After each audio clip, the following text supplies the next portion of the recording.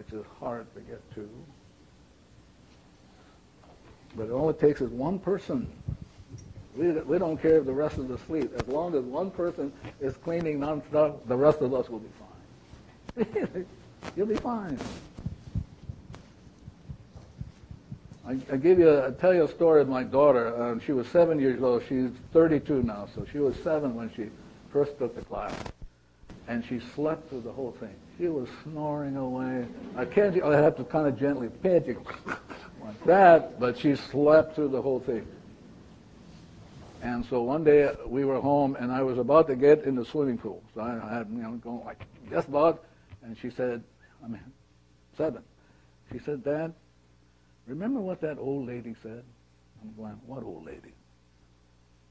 Dad, remember what that old lady said? And I said, what did the old lady say? And she said, the old lady said, before you get into any body of water, you mentally put in an Alka-Seltzer pill. Just mentally put it in. Dad, I'm going to do it for you this time, but you're on your own the next time. So the story is, even when you're sleeping, you're going to get it.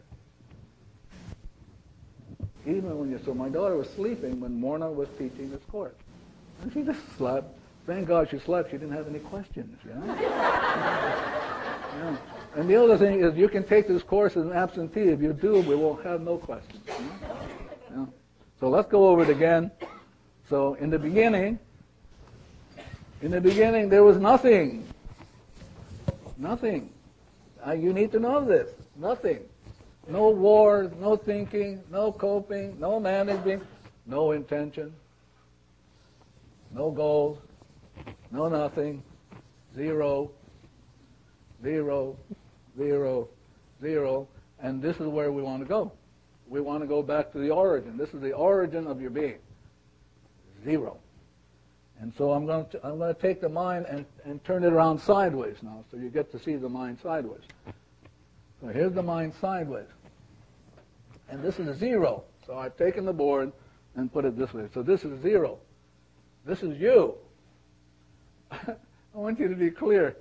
You as 0 do nothing. Can we say that again? You as 0 just is. Like this.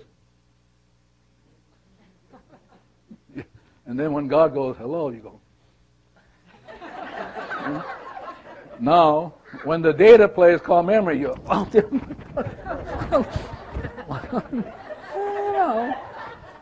But when the data plays, so I want you to know, data is king. Data is queen. Data governs. You are not in charge. When the data plays, you follow. So I'm going to give you a reference if you want to take a look at it, called User Illusion. Joe Vitali? Where's Joe?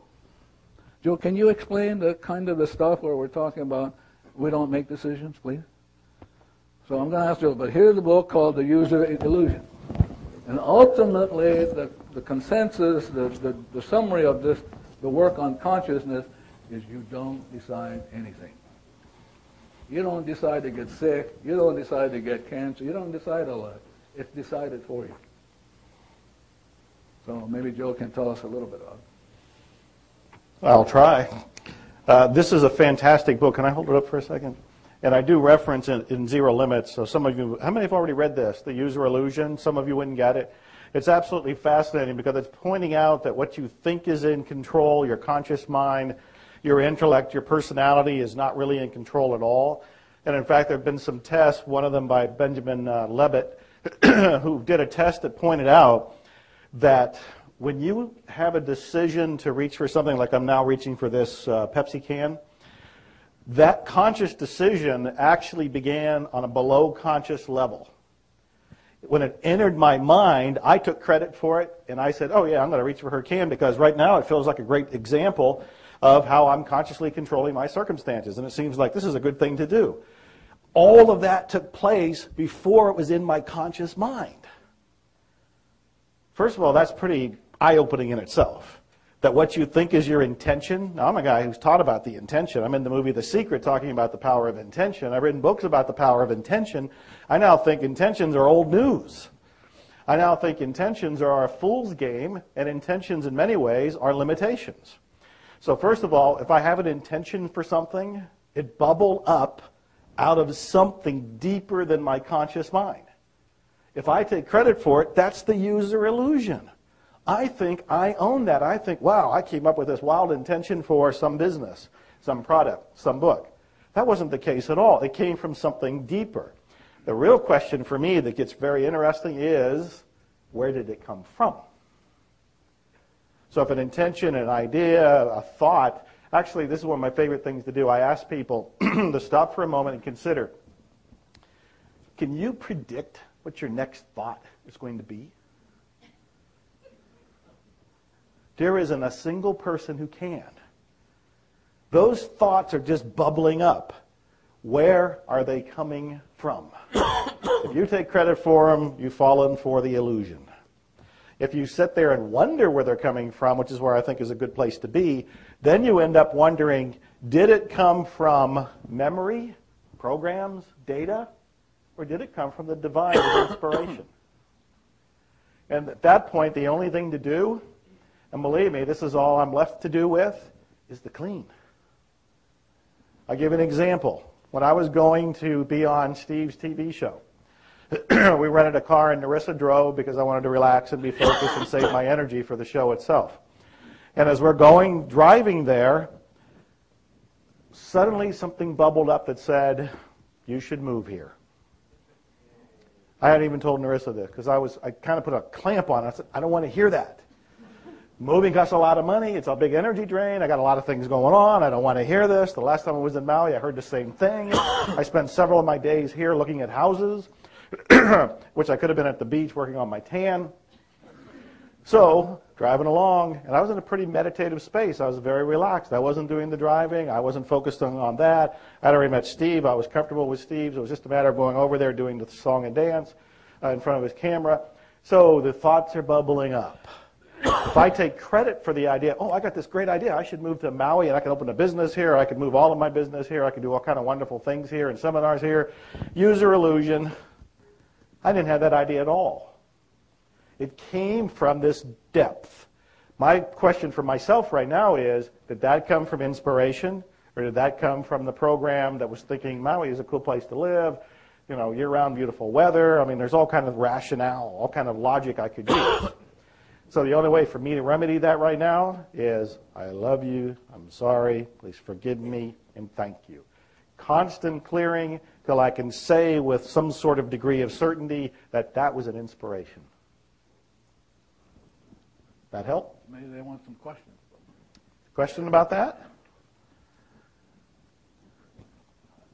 Yes. He's going to bring a mic to you. This is a wonderful book, by the way, The User Illusion. It is at Amazon. Some bookstores will carry it. The author, I can't pronounce his name. Torrey Tranders, Norretanders.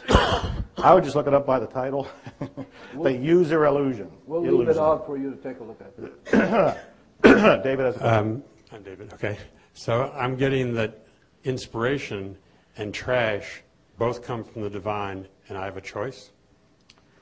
That's an interesting question. You know, one time Dr. Holen and I were walking, and I was talking to him about the idea that, wow, it just seems like all I have to do in life is pay attention and make a choice between trash and inspiration.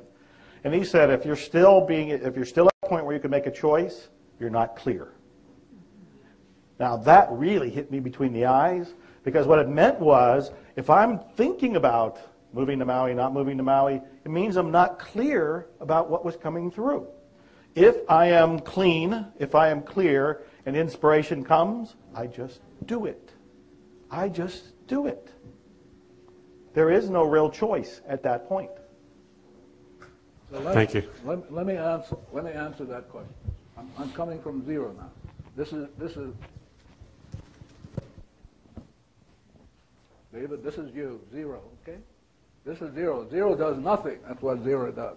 It just is. So let's say I got the mind side. If you've got trash in front of that, in other words, if you got data calling suffering and problems right here, going like that, and this is the divine cannot get through that because that's going against zero and against the divinity. That's what trash will do. It goes counter to zero, okay? So now my friend Joe Vitali is talking, and he decides to be 100% responsible. So he erases the trash, and now there's no opposition. And divinity can flow so that now divinity replicates itself as an idea, as a talent in you. So you have a choice of hanging around with trash, which is old memories in the subconscious. This is old memories in the subconscious. So the subconscious here, like that. So it's sitting on top of the zero. So now you decide to clean it up. You erase the memory. You allow divinity to erase the memory. Now you're back to that pure state, and now divinity can come out. So the inspiration always comes from the divinity, not from trash. And the trash is like this. Okay, this is the three cells. This is the conscious mind, subconscious. This is the trash sitting stored in the subconscious.